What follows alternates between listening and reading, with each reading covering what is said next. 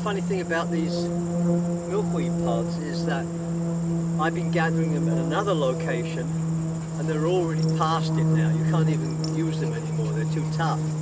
These are perfect, they're just at the right stage. And there's lots of them. It's been a good year for milkweed pods.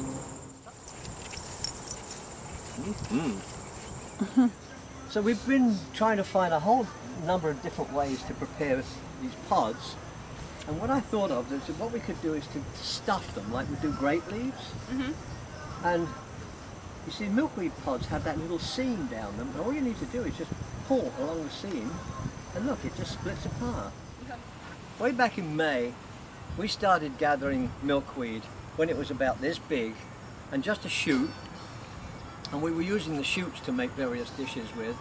And then as the milkweed has matured and flowered and so on, we found different ways to use it until it reached the point where the pods developed. And so we've been trying to find different ways of preparing the pods each time. We've deep fried them, we've sauteed them, and what we decided to do this time, however, is to take them and to stuff them. So in order to do that, we have to take the innards out, obviously, and we do that by splitting the seam, and then using a knife, we just take the, well, it works very easy in theory. There we go. You just got to get the knife around it and pop. There we go, look at that.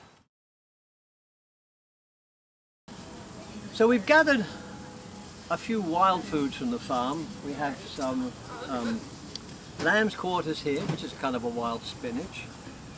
We have purslane, and we'll probably find some other things during the day. But what I'm doing at the moment is I'm chopping some onion, and I want to get some garlic. I know there's some garlic around here somewhere, and a tomato, and whatever other little odds and ends we can find from the farm. Because all we're really doing is making a stuffing to go in the milkweed pods. So we're going to use whatever we can find and make it up as we go along, which is something I suggest any of you do. I mean, if you're foraging, you don't know what you're going to find, so you have to kind of make do with what you've got and just go with it as you find it.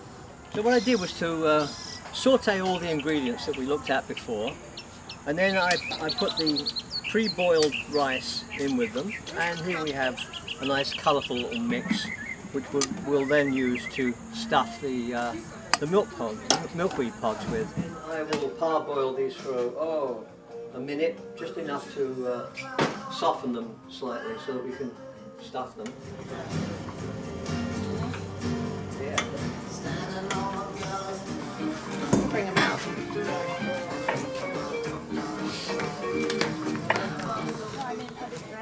Oh, they are red tomatoes. They just got chopped them off early. We parboiled the pods. They've still got a bit of water in from the boiling, so I'm just getting that out of them right now. Now I'm going to stuff each one individually with some of the rice mix, and voila, stuffed milkweed pods. Never done it before, so I have no idea how it's going to turn out, but I'm sure it's going to be delicious.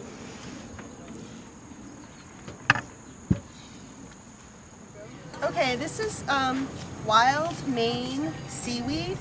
It's arame.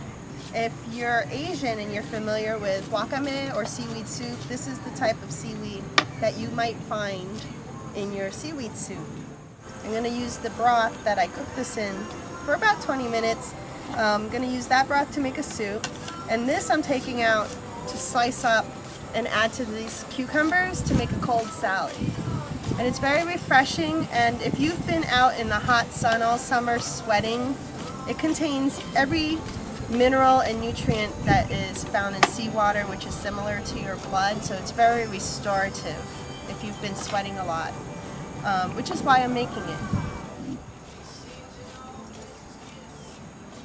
I had salted the cucumber because I want to make it crispier than it is, and it's very juicy, so I salted it and it draws out some juice. The farmers generously gave us some green tomatoes, which Cholpon carefully sliced and put on one side. Then Sachi coated each side with chickpea flour and placed them in the hot oil. They stayed in the oil until they were brown on both sides, and then we transferred them to a brown paper bag to drain. We're going to take some firm tofu. We just dredged it in the same flour, the garbanzo flour that we used for the fried green tomatoes. And I'm just shaking off the excess. And we're going to put it in the hot oil and just fry it quickly.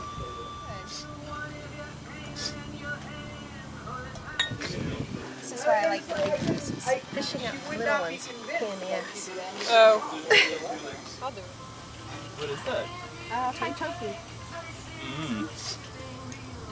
And this? Fried green tomatoes. Help yourself.